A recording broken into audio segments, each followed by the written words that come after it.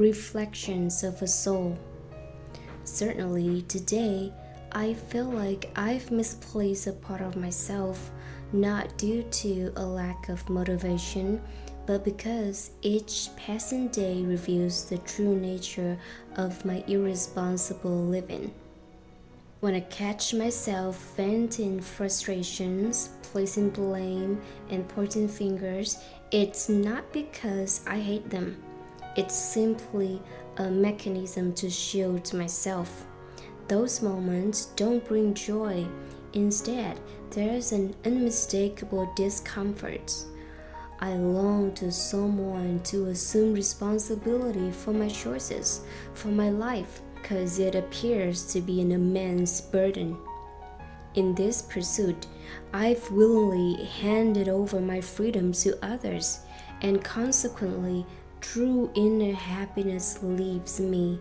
Not only are the outcomes of my life subject to external control, but every internal emotion, whether it's sorrow, delight, or fear, is steered by the forces outside of myself.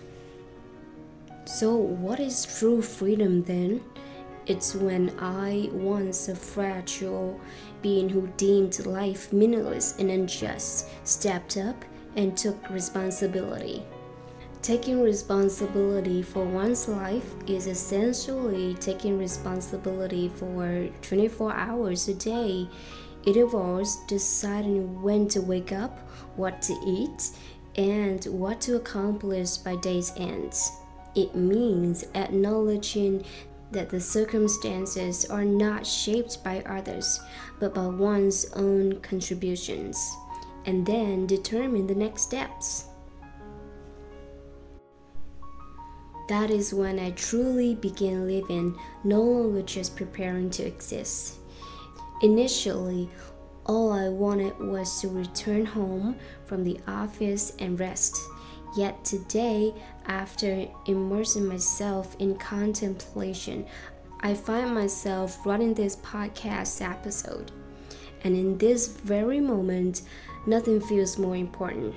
Happiness, perhaps, isn't something grand anymore. I love writing this podcast or other pieces. It's essentially a reflection of my thoughts.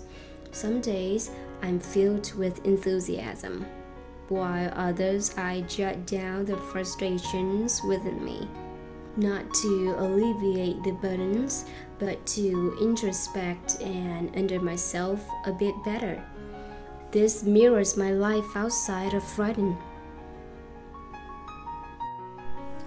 It's not just about crafting phrases, it's about expressing raw emotions, words that stem from the depths of my heart.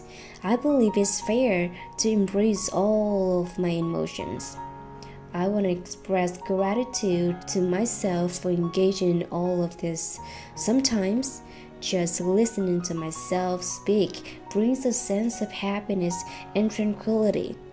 Many times I sought happiness externally through possessions, relationships, friendships, only to be thrown back into my own solitude and emptiness. I always remind myself, there's still a long journey ahead, and it might take a while to realize that happiness lies in being true to oneself and being true with oneself. However, sometimes due to excessive focus on the external, I forget who I truly am.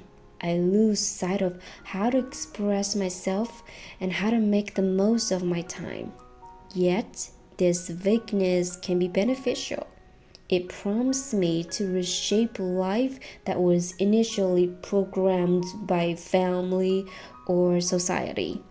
It tells me that I need balance, I need experiences, and I might even need to ask questions to understand myself and the world. Taking responsibility for my time down to each minute and second is what defines success. Every day, numerous people and things will come to claim your time. Maybe it's your work, maybe it's your colleagues, your friends, social media, Facebook acquaintances, and more. And if you don't plan your day, your time will belong to someone else's plan, simply because you or others will find anything to fill the empty or unscheduled slot in your calendar. However, a day is filled with various unpredictable factors, and sometimes sticking to the initial plan isn't feasible. It could be due to a lack of interest, feeling down, or simply boredom, leading to a change in your intended actions. Having a preset plan to fall back on helps you get back on track much faster. Regardless of plan changes, you're still the one accountable for those adjustments.